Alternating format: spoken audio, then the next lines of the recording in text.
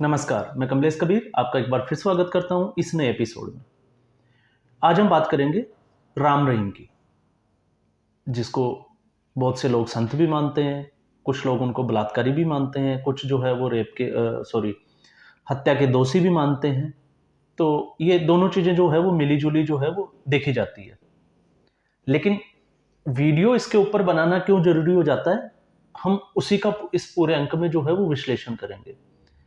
वैसे आप लोगों को पता होगा, भारतवर्ष शुरू से ही जो है वो ऋषि मुनि कहें, चाहे संत कहें, साधु महात्मा कहें, भगवान कहें, देवी देवता कहें, तो इन सभी की जो है वो धरती रही है। और समय समय पे बहुत बड़े बड़े संत भी हुए हैं। लेकिन इस बार हमने देखा है, आपने देखा होगा, 2010 के आसपास की बात ही है। 2010 के बाद की अगर हम बात देखें तो उत्तर भारत में स्पेशली आप देखोगे, उत्तर भारत में राम रहीम और इसके अलावा संत रामपाल, उसका भी नाम आपने सुना होगा, जो कबीर पंथ से आते हैं। और इसके अलावा आसाराम बापू, जो एक बार बहुत बड़े लेवल पे जो है वो फेमस हो गए थे। जो मध्य भारत जिसकी हम बात करें, गुजरात, मध्य प्रदेश, इस क्षेत्र में जो है वो बड़े प्रभावशाली जो है वो संत रहे हैं। अब विडंबना देखिए कि ये तीनों जो संत है वो तीनों ही जेल में हैं। और सबसे बड़ी बात, इनमें से प्रमुख तौर से आसाराम बापू और दूसरे जो है राम रहीम, इन दोनों के ऊपर बहुत बड़ा एक आरोप, जैसे कि संतों पे नहीं होना चाहिए, वैसा एक आरोप जो है वो है बलात्कार का आरोप। और ये दोनों ही जेल में बंद है। एक हरियाणा की सुनारिया जेल में बंद है, तो दूसरा जो है वो राजस्थान की जोधपुर जेल में बंद है। तीसरा, जिसको आपने देखा होगा, जिसका प्रभाव हरियाणा में सबसे ज्यादा देखा गया, जो एक लाइनमैन होते थे और उसके बाद में जो है वो कबीर पंथ के एक संत बने, रामपाल। और धीरे धीरे उन्होंने, जिसको कहते हैं कि अपने आप को कबीर का एक अवतार मानने लग गए। और एक बड़ी कॉमन सी बातें देखो, तीनों का वर्चस्व अपनी अपनी जगह है। लेकिन एक जो है वो अपनी करेंसी चलाता है अपने डेरे में, दूसरा जो है वो सतलोक का टिकट देता है, और अभी जो उसका खुद का जो सतलोक है वो अभी रोहतक जेल बना हुआ है। तो ये बड़ी विडंबनाएं देखिए कि धीरे धीरे जो है वो समय कैसे बदलता है। एक जो समय जो है वो अर्श पे लेके जाता है, आसमान पे ऊंचाइयों पे चढ़ाता है, और एक पल जो ऐसा आता है कि वो उसको जो है वो नीचे पटक के लाके रख देता है। ये हुई इन बाबाओं की बात। अब बात करते हैं इनके फॉलोवर्स की, भक्तों की बात। अब फॉलोवर्स की विडंबना देखिए कि लोग इनके पास जाते हैं सुख शांति के लिए या फिर धन दौलत के लिए। आपने देखा होगा कि जब भी हम कहीं जाते हैं तो सुख शांति मांगते हैं, या कई बार हमारा होता है कि हमें धन दौलत चाहिए, हमें जिसे कहते हैं कि शोहरत चाहिए, इज्जत चाहिए, मतलब तमाम तरह की चीजें। और बड़ी दिलचस्प बात यह है कि ये लोग, इन्हीं लोगों के चंदे से जो है वो धन दौलत के मालिक बन जाते हैं। और जो इनके फॉलोवर्स होते हैं, वो जो दिहाड़ी करने वाले जो मजदूर होते हैं, वो आज भी दिहाड़ी ही कर रहे होते हैं। ये इनका एक दूसरा, जिसको हम कहते हैं कि इस पे ज्यादातर हमने देखे कि लोग जो है वो बात करने से कतराते हैं, क्योंकि ये एक धार्मिक भावनाओं को ठेस पहुंचाने वाली सी बातें हो जाती है। लेकिन फिर भी हम इस पे जो है वो चर्चा इसलिए कर रहे हैं क्योंकि ऐसे लोग जो है वो इस देश में कितने प्रभावशाली हो जाते हैं, और फिर राजनेताओं के ऊपर इनका क्या इंपैक्ट होता है, उसको हमें समझने की बात कर रहे हैं। क्योंकि हमने ये भी देखा है कि कहीं ना कहीं इन लोगों का फायदा जो है वो राजनेता भी उठाते हैं, वो इनका इस्तेमाल जो है वो राजनीति के लिए भी करते हैं। और ये आरोप अभी से नहीं लग रहे, ये आरोप जो है वो पहले से ही लग रहे हैं। जैसे आपने सुना होगा जनरल सिंह भिंडरावाला, जिनको भी संत माना जाता है, और वैसे अगर देखें तो आतंकवादी भी उनको जो है वो उग्रवादी घोषित किया गया है। तो ये दोनों चीजें बड़ी कॉमन सी है। लेकिन अगर जीवनी को हम पढ़ते हैं, उनकी ऑटोबायोग्राफी हम पढ़ते हैं, तो इससे पहले हमने एक वीडियो में चर्चा भी की थी कि संत जरनैल सिंह भिंडरावाला को बनाने वाली ही कांग्रेस थी। कांग्रेस पार्टी ने उनको जो है वो यहाँ पे बनाया सत्ता में आने के लिए।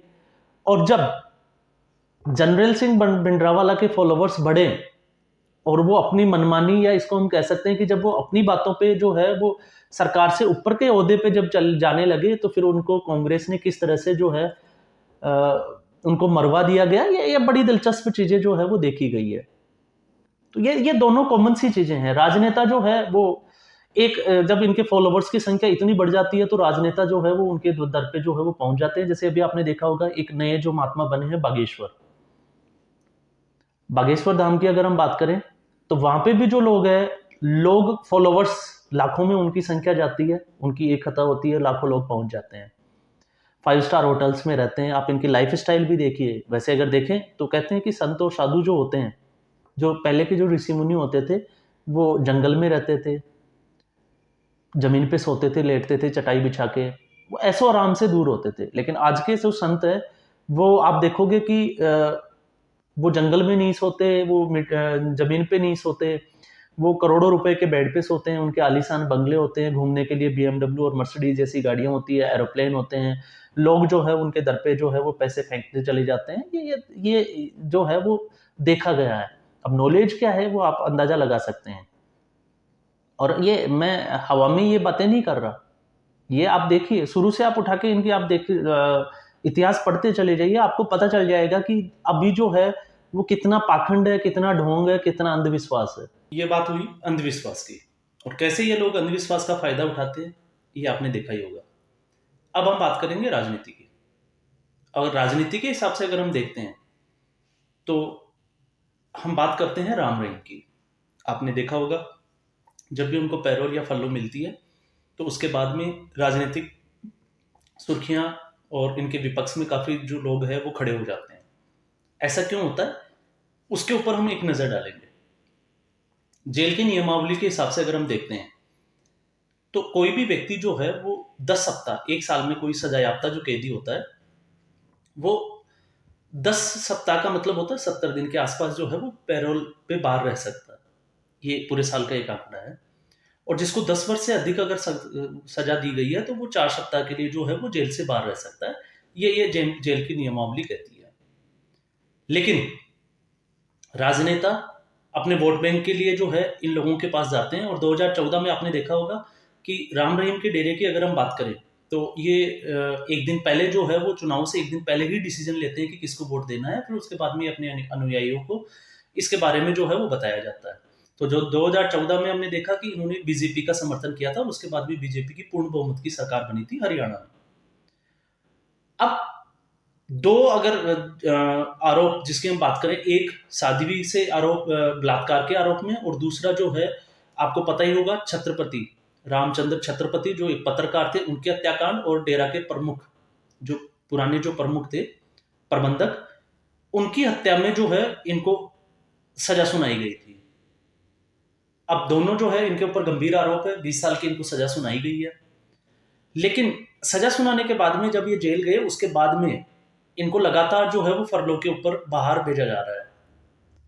अब पक्ष और विपक्ष दोनों जो है इस पे, पक्ष अगर जो है वो अपना बचाव करेगा और विपक्ष जो है इस पे हमलावर हो जाता है। लेकिन सबसे बड़ी बात यह है कि जब जब इनको जो है देखा जाए, चाहे वो जनवरी की बात करें, चाहे पिछले अक्टूबर की बात करें, जनवरी में आपने देखा कि सरपंच के जब चुनाव होने वाले थे तो उनसे ठीक पहले जो है इनको 40 दिन की पैरोल दी गई थी। उससे पहले अक्टूबर में इनको जो है वो पैरोल दी गई, तब नगर निकाय के जो चुनाव थे तब दी गई। उससे पहले अगर हम देखें पंजाब में जब विधानसभा के चुनाव थे, उससे पहले फरवरी में भी इनको जो है वो जेल से बाहर पैरोल के ऊपर जो है वो भेजा गया। और अभी भी अगर हम देखें तो राम रहीम की अगर हम बात करें तो राम रहीम का प्रभाव जो है वो सिरसा इनका प्रमुख डेरा है जो हरियाणा में पड़ता है, उससे बॉर्डर जो लगता है वो पंजाब का है। इसके अलावा राजस्थान में जो है, जो रेगिस्तान वाला जो एरिया है गंगानगर, क्योंकि गंगानगर बेसिकली अगर हम देखें तो गंगानगर जो है वो इनकी जन्म स्थली है। तो गंगानगर में इनका जन्म हुआ, तो गंगानगर राजस्थान में पड़ता है, तो उस जो एरिया जो बेल्ट आता है उसमें इनका प्रभाव ज्यादा है। तो उस स्थिति में जो है अभी चुनाव है, मध्य प्रदेश में भी इनके फॉलोवर बताए जाते हैं। तो चुनावों के मध्य नजर राजस्थान में 25 नवंबर को जो है वो चुनाव है। तो इनको जो है अभी पैरोल कल मिली है और वहां से वो सीधे जो है वो बरनावा आश्रम 21 दिन की जो पैरोल दी गई है वहां के लिए वो रवाना हो गए। डीएसपी के नेतृत्व में जो है उनको वहां छोड़ा गया। अब पिछली बार भी आपने देखा होगा कि जब उनको छोड़ा गया फिर उसके बाद में तलवार से केक काटते हुए इनका एक वीडियो वायरल हुआ था और उसके बाद में काफी हंगामा जो है वो देखने को मिला था। और या फिर हम कहें कि जब ऑनलाइन सत्संग जो उन्होंने किया था, पिछली बार भी बाहर आके उन्होंने सत्संग भी रखे थे, ऑनलाइन सत्संग भी किए थे, तो उसमें भी जो लोगों ने जो है वो बड़े सवाल उठाए थे कि एक रेप का जो आरोपी है वो सत्संग कैसे कर सकता है। तो ये दोनों बड़ी दिलचस्प चीजें हैं कि एक होता है कि राजनीति के तहत इसको फंसाया जाता है, फंसाया गया है, लेकिन दूसरा पहलू अगर हम देखें अगर किसी के ऊपर रेप का आरोप भी है और हत्या के आरोप में अगर उसको सजा कोर्ट ने सुना दी है, तो उन्होंने आरोप साबित कर दिया कि ये आरोपी है, तो उस स्थिति में भी एक सोचने वाली बात है कि रेप का आरोपी और हत्या का आरोपी जो है वो बीच बीच में जेल से बाहर आके सत्संग कर सकता है। और अगर वो सत्संग करता है तो फिर उनका जो सत्संग है उनमें पार्टिसिपेट जो भाग लेते हैं वो लोग क्या सोचते होंगे, उनका क्या कैसे उनके फॉलोअर्स होंगे, और उनके विपक्ष के लोग जो है वो किस अंदाज में उनसे जो है वो कमेंट करेंगे, या वो तमाम तरह की चीजें जो है वो बाहर आना शुरू हो जाती है। तो ये कॉमन सी चीजें हैं कि भारत में ये और किसी देश में हमें देखने को नहीं मिलेगी, ये ज्यादातर जो है वो भारत में ही देखने को मिलेगी कि आरोप साबित हो गए। जब तक आरोप साबित नहीं होते तब तक एक बात होती है कि कोर्ट ने जो है इनको आरोपी दोषी करार नहीं दिया, तो आप कैसे कह सकते हैं कि ये आरोपी है। और जब दोष साबित हो जाता है तो फिर उनको कहा जाता है कि राजनीति के तहत इनको फंसाया जाता है। तो अगर राजनीति के तहत इनको फंसाया जाता है तो फिर इन लोगों का ही नंबर क्यों आता है, बाकी और भी तो बहुत सारे लोग हैं जिनका नंबर नहीं आता है।